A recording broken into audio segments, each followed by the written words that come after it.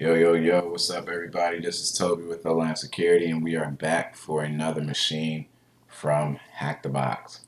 Okay, recently we've been going through TJ Noel's OSCP boxes. I'm not sure what number we're on right now, but the machine we'll be trying to pop today is called Grandpa. Right, this is going to be a little bit different from the other ones we've done because I have not touched this box at all. Okay, so hopefully we're able to get through this in a timely manner. I've not done any of the Nmap scans, none of the directory scans, nothing. Okay, this box is fresh to me, so this will be a walkthrough. So before we get started, if you all like these series, especially any of our previous boxes that we've done on the TJ Knowles list, please do me a favor and just smash the like button. Also leave a comment if there's a particular box you would like us to pop with you. Maybe you want to hop on Cyber Thursday and do it with us. Other than that, let's go ahead and dive right into this and see what we can get. I believe the IP address is 10.10.14. So the first thing I'm going to do before we start playing around with this box, I'm just going to switch this out. This was the last box that I had here. I'm going to switch this out to say Grandpa. Alright, so cool. So alright, let's go ahead and kick off some of our scans, especially our Nmap scan here. So that's going to run. We have port 80 open, so before we even go and look at what's on that, let's do a directory scan too while we're at it. So we're going to I have a few scripts that I use. Some of you are already familiar with it. GoBuster is one of those scripts. Give it this web path. We will let that run. It's already bringing some stuff back. I'm going to go ahead and switch the name of this to scans. Also, y'all, please forgive me if you hear the kids in the background. It's another thing that I tend to do is hack while the kids are around, or sometimes I'll go back and forth between Fortnite and hacking and Fortnite just to make sure the kids are getting their daddy time. Alright, so port 80 is showing IIS 6.0. I believe we have an exploit for this already. IIS is a web server. 6.0, there's an exploit out there for it. I can't remember what it does, but we'll check it out in a second. Looks like this may be under construction as well. Might not be done completely. But that's all we're getting from the Nmap version scan. And there's some images directories. Let's just click one of these to open up Firefox. Alright, that's denied. Okay. This looks familiar.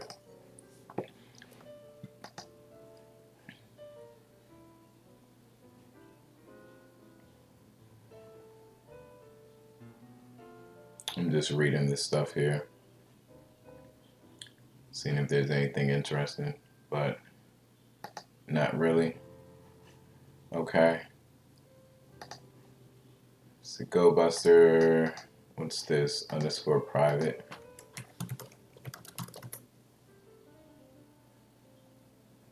This page can't be displayed.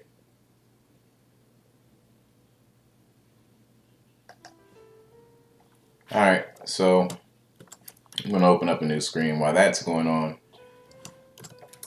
So what do we have so far to work with? Right now we have a service on port 80 that is pretty vulnerable. Let me make sure there wasn't anything else here.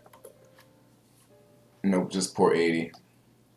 This is the full Nmap scan that's showing us port 80. Let's clear that and just look at the version scan information. Alright, IIS 6.0. I believe we have something for this. Let me just check.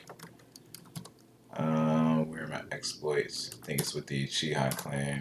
Yep. Yes, I do have something for that.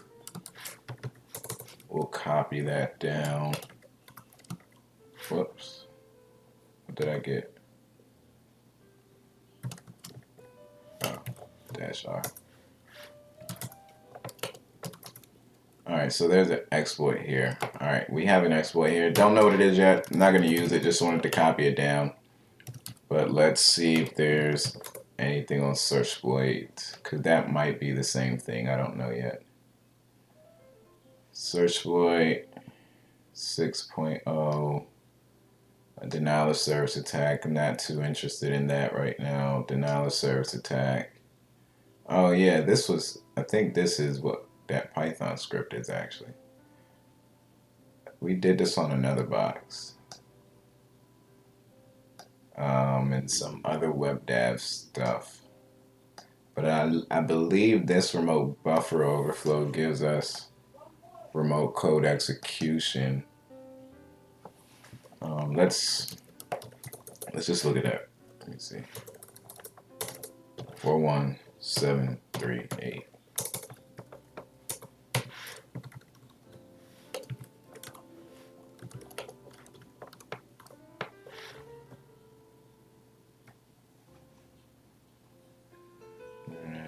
Service, remote type, yeah. So this is giving us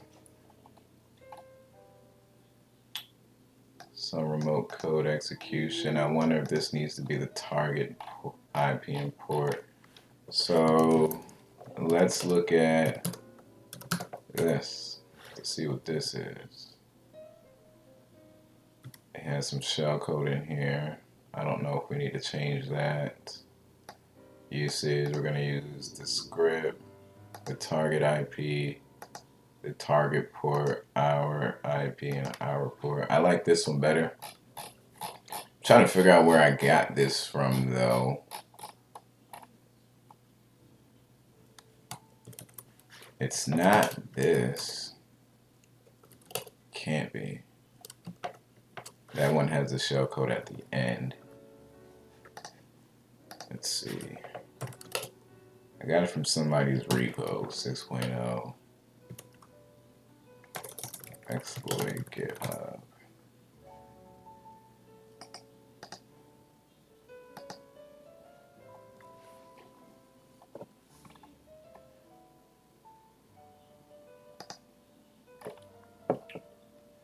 This looks like it. Yeah, this is it. Alright, this is it right here. CVE 2017-7269. So what I tend to do, you all, every time I pop a box or I get some shells back based off of a specific vulnerability, I'll keep the script and just rename it to something that's more user-friendly to me. So I'm going to remove that 4.1. This is a remote buffer overflow exploit. I think I tried that before on the last box.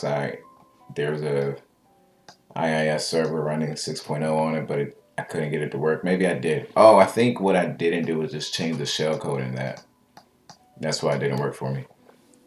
All right, so, but I'm going to go ahead and try what we have. So what we have, let's get in here. Actually, I'm going to stay out of there. So what we have, that looks like it's probably using Python 2. So I'm going to tap into my virtual environment that is running Python on it. And we are going to see what this script wants one more time.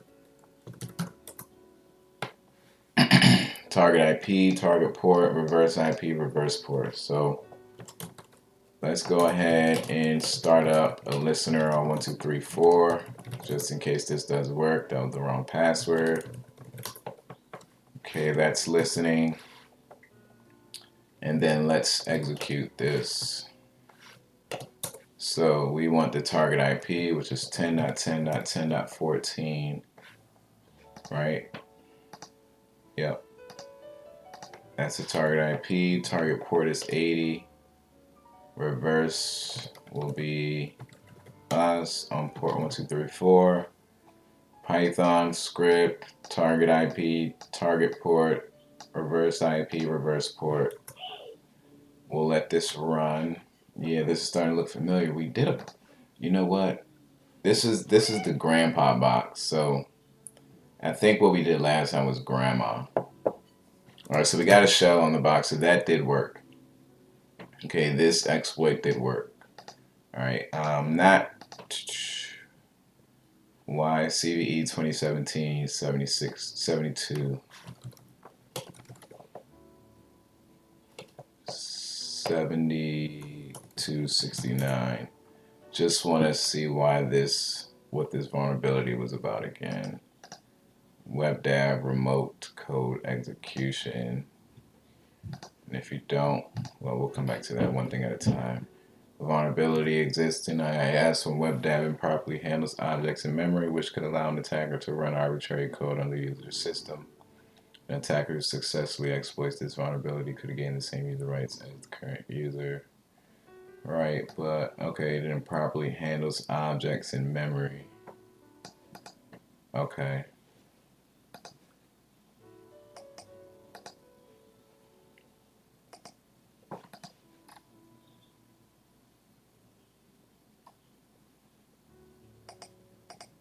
This looks like it's the same thing from Searchsploit. Because if it improperly handles things in memory, it sounds like some type of buffer overflow attack, which is what this exploit right here is about. So there's some buffer overflow vulnerability in the WebDAV service. I'll look more into that later. So we were able to get this to work. Let's see what type of permissions we have here. Okay, so this is straightforward, right? We have the impersonate and the create global privileges set here. So we can impersonate and create other tokens. So we could use Juicy Potato for this, but let's use something else. Let's use because I just used Juicy Potato on, at least I think I did. I just used it on the box. So I want to use something else. Let's use, let's copy, where are my exploits at? Kage. I think they're with this Uchiha clan exploit. Okay, let's copy this. And I think this needs a shell, some type of payload to run. Payload. What is this? See what type of. See what this is running. Is it x64? Yep, system type. Oh, it's x86. All right, cool. So when we make this payload, we need to make sure to tell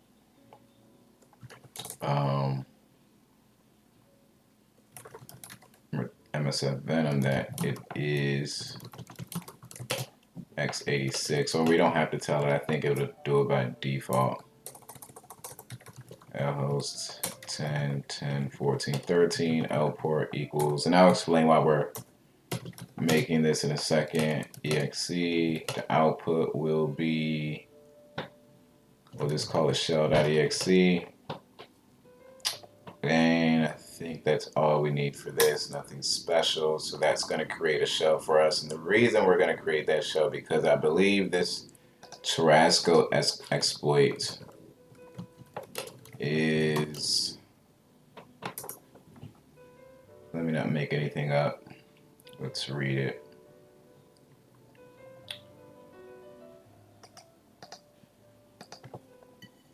But it's doing something to escalate our privileges. It's abusing some vulnerability that is escalating, that will run commands or executables with elevated permissions.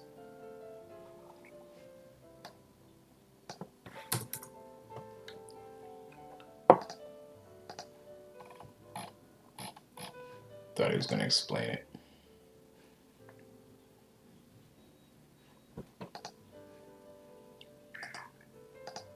I I just like to know why we do certain things sometimes. Alright, so it's token kidnapping.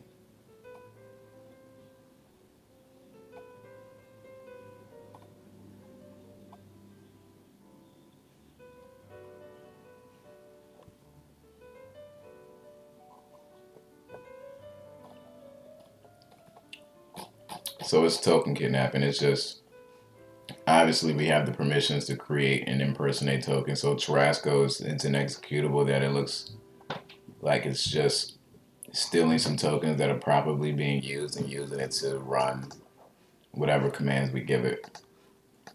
Alright, so let's go ahead. We have Tarasco here. We have the shell here. So I'm going to start up an SMB server. Hopefully, no.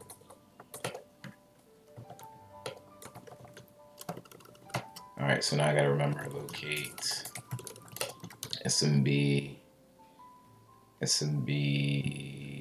pi or SMB server.py. Here it is. So we're gonna run this SMB server, Python 3. No, not done. We'll call it Cali.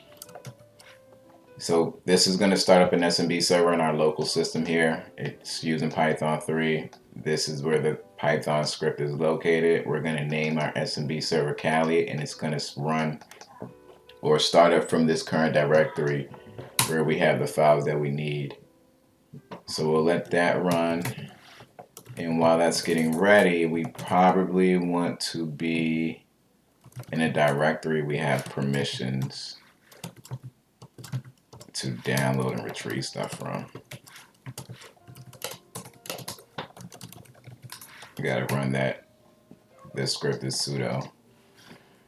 So let me just see if we have permissions to write in here. Echo test into test.txt. Access is denied. So let's go to, let's see,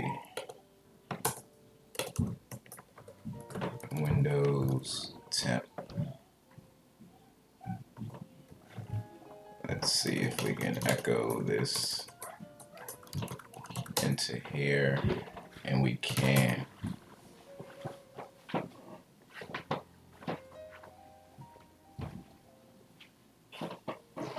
Alright, that's not working. So we do have permissions to write in here, so I'm going to go ahead and copy over 13. We'll copy over the Tarasco.exe file first, and then we'll copy over the shell.exe. Alright, so both of these are here, and we'll just run it like this. So since, let me open up a shell. Let me open sudo 443. Alright, so let's go ahead and run this. Tarasco.exe. We want you to run shell.exe. And we got a shell back. Who am I? We are system. So now it should be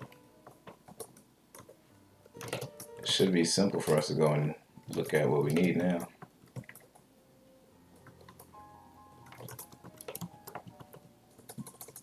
Yeah, documents and settings.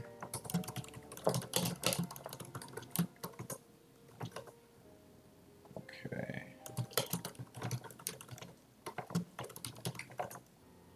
So here's the root flag under the administrator's desktop, and the user's flag should be under Harry's desktop. So this was a pretty straightforward and simple box. Not too many bumps and bruises here, which is pretty cool. Only because I didn't walk through it at first. I didn't go through this a lot at first, so that's always good that we don't have to deal with that. Any bumps and bruises while we're going through a walkthrough, so it's not an extended video for like 30 to 40 minutes because we're trying to get out of rabbit holes. So in a nutshell, how we were able to compromise this box, we saw that port 80 was open. Right? Port 80 had some web services running on it, which was incomplete. Nmap also showed us that this was running IIS 6.0. If you're not familiar with IIS, I believe it stands for Information Internet Services or Internet Information Services. It is a web service, Internet Information Services. It is a web service that you can use on Windows operating systems to, support any web pages that you want to host. It was running 6.0, which is vulnerable to CVE 2017-7269, which looks like it's doing some buffer overflow in, the way that this operating or that service is handling moving objects around the memory. Okay, so it looks like this shell code is running, is being inserted in, it's somewhere in a stack. Who knows? Somewhere inside of a stack, possibly. A stack or memory stack. Who knows? But this is how we were able to get the first shell from this exploit, this 2017-7629 or 7269 exploit. After that, it didn't take us too long to escalate our privileges. We noticed that we had certain tokens or permissions that allowed us to create and impersonate tokens, which means we could do a number of exploits, one of them being the Charasco.exe exploit that we use to escalate our privileges. Remember, that is doing some type of token kidnapping based off of the permissions that we had set. And from there, once we got that exploit to work, we popped the shell system. All right, so this was a fun box, y'all. Definitely use this to get some practice on if you can, if you have access to these retired machines. Other than that, please do me a favor. If you like this, hit that like button for us. Also, leave a comment if there's something that you want to see in particular. Or maybe you found a different way to pop this box, or you use a different exploit. Maybe you use Juicy Potato or something that we haven't talked about or I haven't seen yet. If you have popped this or escalated your privileges using another type of exploit besides Juicy Potato or this one here, please do me a favor and share that with us. I would love to see that. I'm all about learning, student of my craft. Other than that, y'all, take care, stay safe, hold on to your loved ones, and make sure they know that you love them. Peace out.